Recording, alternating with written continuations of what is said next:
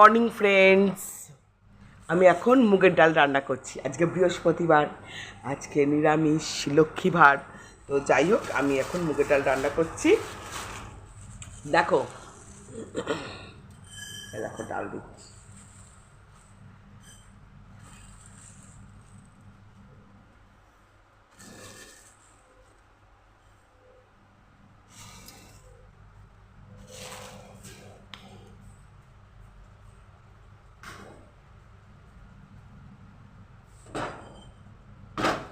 প্রথমে ডালটাকে তো খুব ভালো করে ভাজতে হবে। যাক, ভাজি।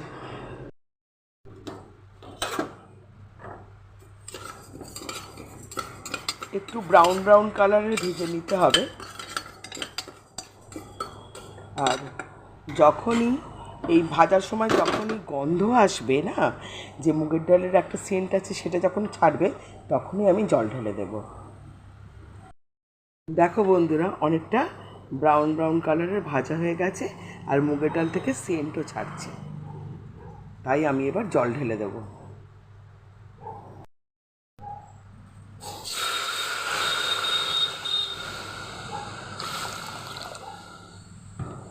একটু লবণ দিয়ে দেব, তাহলে ভালো করে সিদ্ধটা হয়ে যাবে। বন্ধুরা, মনে হচ্ছে ডালটা হয়ে গেছে, তাই কুকারে সিটি দিচ্ছে। এখন আমি ডালটা নিভিয়ে দেব আর ভাপটা ছাড়তে দেব। বন্ধুরা দেখো, ডালটা সেদ্ধ হয়ে গেছে।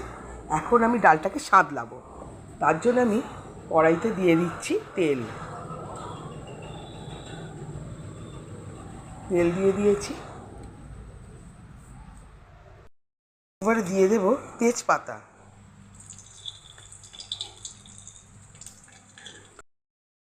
আর দিয়ে দেব শুকনো লঙ্কা।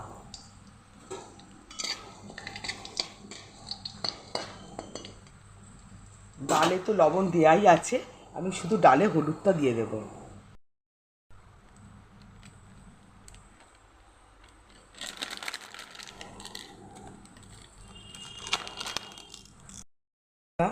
তেজপাতা আর শুকনো লঙ্কাটা গরম হয়ে গেছে, ভালো করে ভাজা ভাজা হয়ে গেছে। এবার আমি ডালটাকে ছেড়ে দেব।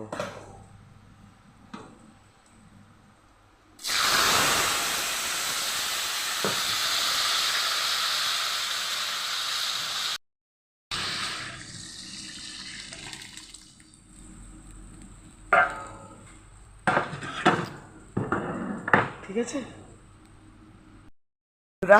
ডালটা ফুটছে আর ডালের কালারটাও দেখতে পাচ্ছ। হ্যাঁ, সবই ডাল রেডি। আর জানো তো বন্ধুরা, আমি না ডালে জিরে ফোড়ন দিই না। জিরে ফোড়নের মুগের ডালের স্বাদটা আমার খুব একটা ভালো লাগে না। আমি শুকনো লঙ্কা, তেজপাতা ফোড়ন দিই। আর একটু বেশি বাড়াবাড়ি করলে একটু আদা কুচি দিয়ে দিই আর একটু ধনে গুঁড়ো দিয়ে দিই। তাতে মুগের ডালের স্বাদটা অন্য রকম লাগে পুরো। তোমরাও আমার এই স্টাইলে করে খেয়ে দেখতে পারো, জিরে ফোড়ন ছাড়া। দেখবে অনেক সুন্দর লাগে, কারণ তেজপাতার যে একটা সুবাস, সেইটা খুবই মারাত্মক লাগে। আর তার সাথে শুকনো লঙ্কা ফোড়ন আর হলুদ আছে আর নুন আছে। যাই হোক, আর একটু বেশি বাড়াবাড়ি করলে একটু আদা কুচি দেবে সামান্য, আর একটু ধনে গুঁড়ো, জিরে গুঁড়ো নয় কিন্তু, তাহলে ডালের স্বাদটা মারাত্মক হয়ে যাবে। তো যাই হোক বন্ধুরা, আমার ডাল ফুটছে, দেখতেই পাচ্ছ হয়ে যাবে। তো আমি ভিডিওটা এখানেই শেষ করছি। আমি এবার ডালটা নামাবো।